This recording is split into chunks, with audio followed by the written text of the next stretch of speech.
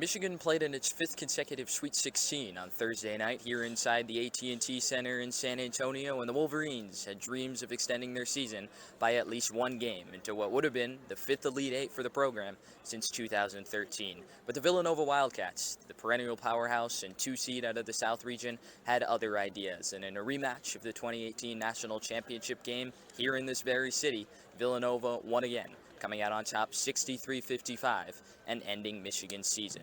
For the Wolverines, it was an inability to score inside Michigan, finishing on just 12 of 29 layup and dunk attempts, and Hunter Dickinson, despite boasting a 4-inch height advantage underneath, was ineffective to the tune of just 15 points. For now, Michigan has a lot of questions. A season that began with such high expectations and a much ballyhooed freshman class did not quite succeed in what they originally hoped to achieve. And now they enter the offseason with unknowns. Will Hunter Dickinson, Caleb Houston, Moussa Diabate enter the NBA draft, or will they return? And Eli Brooks and Devontae Jones may be on their way out too. Nonetheless, Juwan Howard and Eli Brooks maintained after the game that this group has nothing to hang their heads on and should be proud of their achievements. Signing off from San Antonio for WCBN Sports, I'm Jared Greenspan. Thompson with just 2 points. He's got the only basket not credited to Xavier Johnson for the Hoosiers, who've been stuck at 10 points for quite a while, a 3-minute scoreless drought. 10:50 to play in the first half. Michigan still up 15-10. Directing at the point is Rob Finnessy, working with Frankie Collins, the freshman. Angles right around the Durr screen, tracked by Collins. Kicks up top, Kopp, squares, fires for a 3, left it short. Nice box out on the board underneath for Brandon Johns. Yeah, if Indiana wants to get back into this game, they got to get the transfer from Northwestern, Miller Kopp, to go. He has a really clean shot from the three-point line. Dickinson on the right block, lowers his shoulder with Durr. Dickinson across the lane, left-handed hook. That's too easy for the 7'1" Hunter Dickinson. He's up to 9 points. Michigan's lead stretched to 7. Yeah, they're 13 of 3 over the last 5.5 minutes. Wolverines getting it done on the defensive side, and then Hunter Dickinson with his favorite, go-to hook shot. He wanted a foul on that one. Galloway defers left side for Finnessy, giving the corner Kopp. He's been quiet. Arcs underneath for Durr. He'll look to give Dickinson some payback. Durr lowers the left shoulder. Doubled by Johns. Great double. Durr flummoxed, 4 to shoot. Kicks in the corner. Finnessy heaves for 3. Air ball plucked out of the air. Brooks has it. Great defense by the Wolverines. Brooks racing down the middle. Angles left, down the alley. The runner off glass won't go. And the rebound, Thompson. Indiana has numbers, 4 on 3. Galloway down the near side with Williams across the lane. Kicks it out. Left corner, Kopp unloads a 3. That's off the mark. Weak side board taken by Dickinson. Strong box out of Durr. Michigan the other way. Collins down the far side with Finnessy. Juwan Howard calls out a play. Collins angles to the point. Now moves back on the right side. Finnessy with him every step of the way. Collins on the crossover. Drives left. Spinning into the lane. Frankie to the basket. The runner. Oh, he's got it to go. Frankie Collins with a bit of a magician act underneath, and Michigan's up 19-10. How about that from the freshman, spinning through the lane, dancing, nice little layup off the glass as he draws the offensive foul. An illegal screen going on Michael Durr. Collins got all twisted up on the top of the key. 19-10, Wolverines up 9, 9:07 to play in the first. Brooks takes a seat, Jones re-enters. Collins, Johns, Dickinson, Jones, and Williams out there. I've been wanting to see this lineup of Collins and Jones playing together. Both have been playing so well of late. They're out there sharing the floor now. We'll see how it goes. 9 minutes to play in the first. Wolverines up 9. Collins bouncing on the far side around the screen to the point. Gets another Dickinson hedge. Tries to turn the corner. Straddles the baseline. Wraparound feed. Left corner 3 for Brandon Johns. Off the mark. Jones the board underneath, and he lays it in. No one boxed out Devontae Jones. And Michigan is opening the floodgates. It's 21-10. Yeah, the scoreless drought has now over 5 minutes for Indiana. They're 0 of 6 on their last 6 possessions. The Wolverines currently on a 17-3 run. Kopp on the back door, slicing baseline, lays it up and in. So Indiana at last snaps a 5-minute scoreless drought. Down by 9, 21-12. The Hoosier faithful was getting a little restless. We'll see if that quells them here. Collins angles right, turns the corner, wraps around baseline again. Just stays in bounds. No, he didn't. It was a bit of a late call, but Frankie Collins, not enough room for him along the end line. Yeah, Durr was right on his hip the whole entire time, driving him around the baseline. Frankie just could not stay in. He could have called it either way. It could have been a foul, but, referees are letting him play. We'd love to see that. One of those flip-flop calls, but I agree. Rather see a a turnover than a foul. Less whistles, the better. It's been a relatively clean game on both sides here so far. 4 fouls for Indiana and none for Michigan. Geronimo inbounds for the Hoosiers, gets it to Finney, doubled in the backcourt. Gets it across on the right side for Geronimo. Given the short corner, Durr pushes back on the right side for Finney with Diabate. Directing traffic, the point guard's got to switch if he wants it. Finney shut off foul line, give left side for Galloway, back right side Finney. 10 to shoot, who's going to give the offense? Finney moving right with Dickinson. Tees up a step back 3 off the bounce, that's off the mark. And Jones flies in for the board to miss the trees. Jones pushing right to left. Giving the corner for Collins, underneath Dickinson of the block, lowers his shoulder. Dickinson spins, right-handed hook this time, and he drops it in. Hunter Dickinson, Michigan up 23-12. Finney handling for Indiana up top. Can the Hoosiers keep pace at this point? The offense has fallen stagnant. Around the screen, moving left at the elbow is Galloway. Pulls back, giving the left wing for Stewart. Stewart underneath for Durr. Whistles back for Galloway. Fakes, dices inside. Beat Dickinson off the cut with that head and shoulders fake and lays it in. And then a steal on the inbounds pass. Right side, Finney.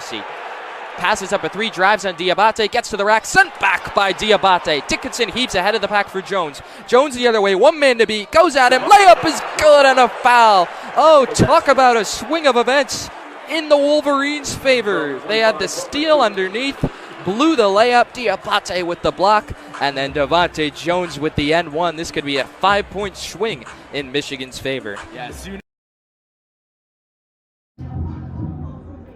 It's been just over 3 months since the Michigan football team last took the field, and that was in South Florida.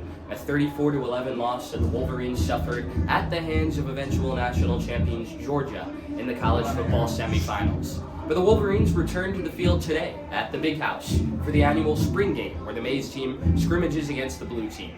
It was a whirlwind of an offseason for the Wolverines. Both coordinators left. Josh Gaddis to Miami, Mike McDonald to the Ravens, and Jim Harbaugh almost followed them himself, nearly taking the head coaching position for Minnesota.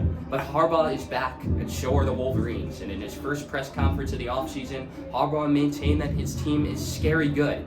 And for a Michigan team coming off its first Big Ten championship since 2004, that's certainly a phrase that's going to stir the fan base's imaginations. But there are no shortage of question marks too. Will Cade McNamara be able to fend off sophomore J.J. McCarthy under center? Who will replace Aiden Hutchinson and David Ojabo along the defensive line? And how will the new look coaching staff shape out on the sidelines? Well, we're going to get some answers today right behind me at the spring game here in Ann Arbor. Signing off for WCBN Sports, I'm Jared Greenspan. Runyon will inbound it underneath the basket. 7:22 left here in the second quarter. Villanova up 19-17. Garzone handles and makes her way to the point, shadowed by Roush. Moving right, nothing doing. She picks up her dribble, gives right side for O'Hurley with 5. Underneath, down the alley, set back by Brown. Dilk with the board. Olsen on her shot block. Dilk up ahead, right side Roush. Drops it underneath, looking for Hillman. Dangerous pass, and she gets bailed out by a kick ball from Garzone. And that's just Danielle Roush trying to do a little too much on that possession. Yeah, Hillman just wasn't really open there. That was a really, really tough pass to make. No lane to get through. Roush inbounding underneath the basket for the Wolverines. Still looking, drops it in right side. Leah Brown across the lane, leans in. It's a play on, and she gets it to go. And we're all tied at 19. Leah Brown now with 6 points. That's that scoring punch they've needed. And Chrysler rising to its feet. 6:45 left in the second. Tied at 19. Garzone launching deep right wing 3. Oh, she hits. Garzone bombs away to silence the crowd. Garzone is feeling it in this first half from distance. 3 3-pointers now for Leora Garzone. Villanova right back in front, and a whistle and a foul underneath on Villanova. I believe it's on Runyon.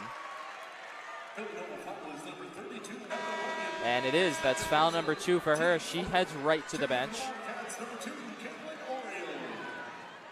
And O'Reilly is into the game for Villanova, replacing her. 6:27 left in the second quarter. Wildcats on top, 22-19. Roush inbounding underneath the basket for Michigan. Gets it in near side corner. Nolan swing right side. Leah Brown Brown up fakes, waits for a Hillman screen. Now that calls it off, drives left across the lane, kicks out. Rouse swing left corner. Dilk. Dilk fakes the three, now backpedals beyond the arc. Shot clock down to 7. Dilk underneath for Hillman. Hillman spins, goes to her left, forces it up, banks it in. Over a double team, Naz Hillman draws Michigan within 1. That right there is why she's an All-American. Double team doesn't matter. Naz Hillman fights through and makes a big-time play. 22-21, Villanova with the lead. Herlihy in the short corner on the near side, pressed by Hillman, wraps her way around to the foul line, gets inside, scoop shot, missed it from point-blank range, and Nolan clears. Michigan looking to reclaim the lead. Nolan down the middle. Skip feed in the near side corner, Rouse fakes a three, scoots by her defender, kicks it back out right wing Leah Brown, and now Michigan gets into a set. Brown waits for the Hillman screen, uses it, pulls trigger, straight away three, in and out, fight for the rebound. Olsen knocks it to herself, and Villanova gets the possession back. Olsen veers left, hands off Segrist. Thought about a three in the wing, works her way to the corner. She's doubled, back out. Olsen, she'll pull trigger, left wing three. It goes down for Lucy Olsen. And Villanova back up 4 again, 25-21. Wolverines have to stick with these shooters for Villanova. That's way too many open shots from deep. 5 threes now for the Wildcats. Dilk down the left alley, hangs, bank shot, left it short. And the rebound gobbled up by Herlihy. Wildcats back in the groove. Olsen right to left down the middle. 4:52 to play in the second. Olsen gets a play for the bench, calls it out. Guarded by Dilk, flips left wing for Garzone. She's had the hot hand tonight. Garzone to the point for Olsen, matched up with Nolan. Olsen drives left. Hillman poked it loose. Loose ball picked up by Roush. Roush down the middle. Give left wing Leah Brown. Leah Brown across the lane, into the lane. Flips it up with the left. Got it to go. Tough taking a make for Leah Brown, and Michigan within 2. Leah Brown very aggressive, going after her shot, and that's exactly what the Wolverines need right now. It's been all Hillman and Brown carrying the offensive load for Michigan. 25-23, 4:15 left in the second quarter. Chrysler getting loud again. Herlihy up top with Nolan. Gets a high screen from Olsen, moves left, picks up her dribble, finds Segrist at the left block, powers into Dilk, bank shot, missed it. Dilk clears. Michigan's bench wanted a foul on Segrist on the board, didn't get it. Rouse the other way, left to right. Underneath, Dilk slips through traffic, and she blows the layup. Hillman the board, goes back up, basket won't go, but she's fouled. Naz Hillman cleaning up the mess, and she'll have 2 free throws coming up at the other end of this timeout. 3:55 left in the second quarter. This game keeps getting better. Fourth hit of the day now for the Wolverines. First pitch to Taylor Bump, skips in the dirt, and it's 1-0. Michigan just 1 of 6 so far this afternoon with runners on base. No stolen base attempts for Livingston, so don't have to worry about that, probably. Bump has been in a bit more of a groove of late after struggling through most of this season. Here comes the 1-0. Just below the knees, 2-0, says Charles McManus. And Oatley has fallen behind Bump. Esmond waits on deck. She's singled in her only at-bat so far today.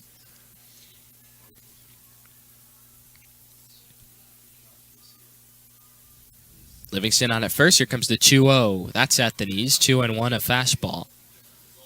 And so Oatley gets a much-needed strike.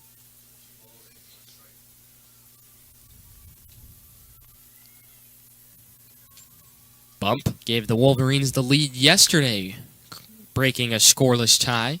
And she lines that one into left center. That's down for a base hit. Livingston round second. It's going to go to the wall. It's fielded by Crothamill. Livingston's going to round third. The relay throw to the plate. Not in time. She scores. Taylor Bump puts Michigan on top 1-0 with a 2-out RBI double. And the Wolverines lead 1-0. Nice little guitar celebration from Bump at second base. Perfect hit. Just broke in between the left and center fielder. Went all the way to the wall.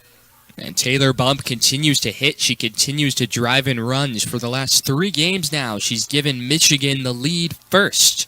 This time with an RBI double, laced it into the left center field gap. And we mentioned that Livingston hadn't stolen a base this season, but she was flying, running first to home, really moving fast, and was able to beat the relay throw from Marcotte with relative ease. That was great base running by Livingston. She read that perfectly. And now a meeting at the circle for Penn State. Michigan looking for more with Bump at second. Still 2 away, and Lauren Esmond coming to the plate. Great for Taylor bump in order to get that, break the 0-0 score, put the Wolverines up top here in the bottom of the third. Kylie Lingenfelter, through 2 frames, was able to wiggle her way out of trouble. Vanessa Oatley not having the same luck. Here's the left-handed hitting Esmond, takes a fastball just outside, 1-0. Bump, not too fleet of foot on second. Very nice way to say they're not going to steal. That's why they pay me the big bucks. Oatley in the circle, trying to limit the damage. The 1-0 fouled straight back off the netting, and it's 1-1.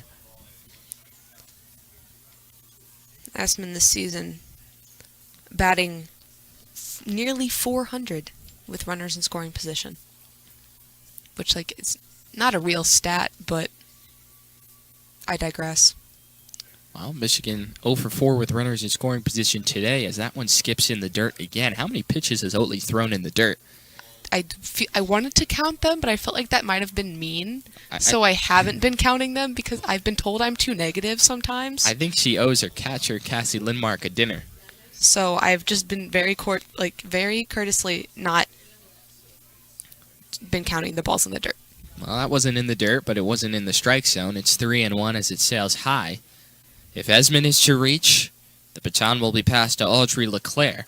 Bump the runner at second, 2 away here in the bottom of the third. Michigan has just cracked the scoreboard first via that RBI double from Bump. Wolverines lead 1-0.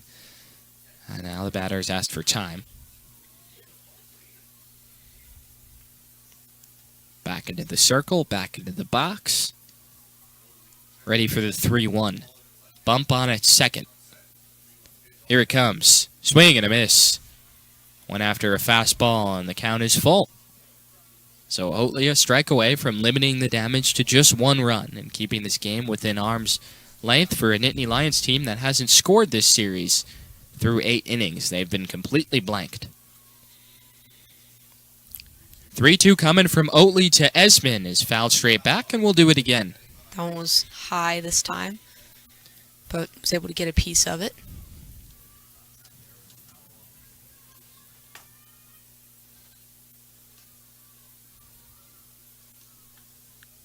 So 6th pitch of the at-bat upcoming. Or 7th pitch, rather. Too many to keep track of. Oatley deals to Esmond, and that is just outside, ball 4. Esmond with a tough take. She works the walk. Penn State's dugout, again, not having it with Charles McManus. And now Michigan has 2 runners on with 2 away, looking to build off its 1-0 lead.